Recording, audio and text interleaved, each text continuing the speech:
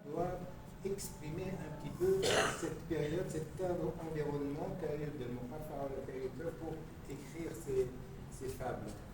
Et j'ai fait la même chose aussi pour Abou Qasim Michel, puis pour Abou Qasim Michel. Vous savez, Abou Qasim Michel, il a un petit côté un peu sombre dans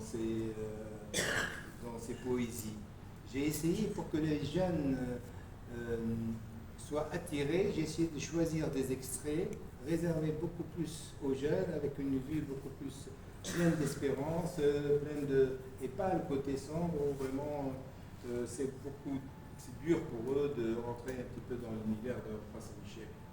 Donc c'est aussi ça, pour nous, c'est une sorte d'un essai, on espère qu'il va réussir, d'expliquer, de présenter toute notre littérature, tout notre patrimoine d'une manière très simple et très facile à aborder. Voilà, c'est un petit peu ce que les éditions Iris ont entrepris comme travail. Et je ne cache pas que M. Monsef Chebli est pour nous d'un grand secours, parce que je vous dis que tous les livres d'histoire sont traduits par M. Monsef Chebli, et c'est pour ça qu'ils vont réussir au niveau de la vente. C'est pour ça qu'ils pensent, quand ils voient mon nom, ils achètent les gens.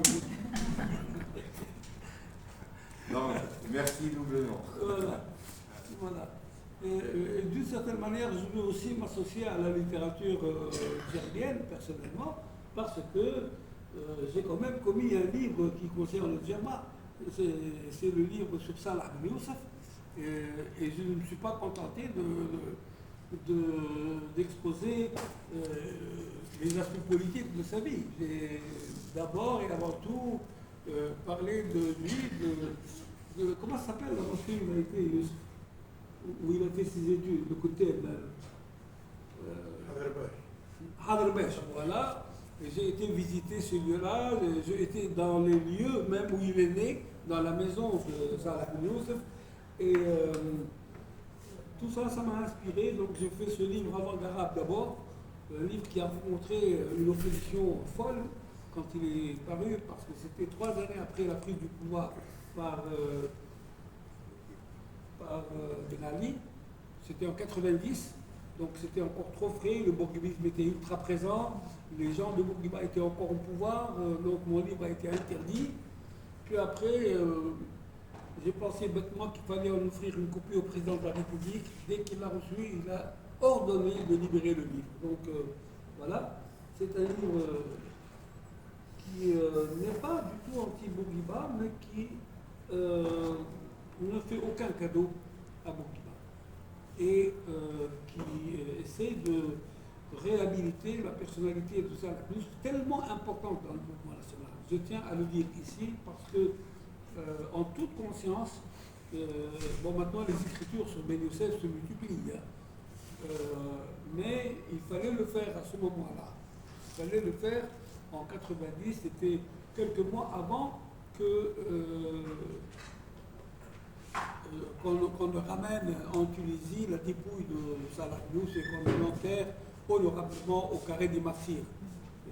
Je ne sais pas à quel point ce livre a contribué à faire bouger les consciences, mais je suis content de l'avoir fait. Ensuite, peut-être que j'ai jugé que j'ai été un peu excessif à l'égard de Bourguiba, donc je l'ai réécrit, et pas traduit, je l'ai réécrit en langue française, en essayant d'être, disons, moins idéologique et plus historien. Et bon, ça c'est à vous de juger de votre degré de réussite sur ce plan. Je voudrais vous dire, en dehors de tout ça, comment se porte aujourd'hui l'écriture en Tunisie. Voilà. Alors, je commence toujours par donner 2 chiffres. En 2010, la Tunisie, jusqu'en 2010, la Tunisie produisait au maximum 1500 titres par an. 1500 livres différents par an. Et c'était en grande majorité en langue arabe, c'est toujours le cas aujourd'hui, mais il y avait une belle littérature d'expression française. Bon, mais d'une certaine manière, ces livres, les thèmes qui étaient abordés par les auteurs étaient très proches. Parce qu'on ne pouvait pas aborder les questions politiques, on ne pouvait pas aborder les questions du sexe, on ne pouvait pas aborder les questions de la religion. Alors qu'est-ce qui restait à aborder? Rien du tout. Et tous les livres se ressemblaient. C'est pour cela, et uniquement pour cela, que lorsque dans les statistiques internationales, les Tunisiens sont classés parmi les plus mauvais lecteurs au monde. Ils ont raison, les Tunisiens, de ne pas lire, puisque c'est la même chose, c'est répétitif. Et moi, je ne les condamne pas, au contraire. Alors, ce qui est en train de changer, c'est que, d'abord, quantitativement, nous sommes aujourd'hui à approximativement 4500 titres par an. Ça veut dire que le flux littéraire s'est multiplié par 3. C'est énorme. Ça ne s'est jamais vu nulle part. C'est vraiment une prise en charge de la conscience nationale par les écrivains de tous bords. Je ne dis pas que tout ce qui s'écrit est bon, mais c'est dans cette quantité-là que peut émerger une littérature nationale de qualité. C'est-à-dire que je suis partisan de cette idée qui dit que la qualité vient de la quantité. Elle émerge au sein de la quantité. Maintenant,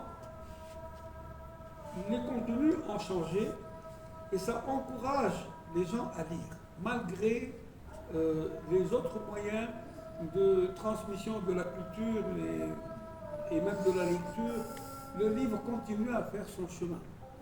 Et les clubs de lecture se multiplient à l'échelle nationale. Pourquoi? Mais parce que les tabous sont tombés. Parce qu'aujourd'hui, les gens peuvent parler de la religion, du sexe, du pouvoir, de la fraude, de la rachwa, de tout ce que l'on veut. Et évidemment, ça intéresse les lecteurs. Ça donne quelque chose de nouveau. Et je ne m'étonne pas que surtout les jeunes, surtout ceux qui se posent la question de savoir où on en est, c'est-à-dire les jeunes générations qui montent, celles qui ont fait la révolution, qui ont aujourd'hui 35 ans, les clubs de lecture se multiplient. Je ne connais pas une ville tunisienne où il n'y a pas des clubs de lecture. Et évidemment, ce sont aussi cette société des lecteurs, ce sont des jeunes qui n'ont pas les moyens toujours d'acheter des livres.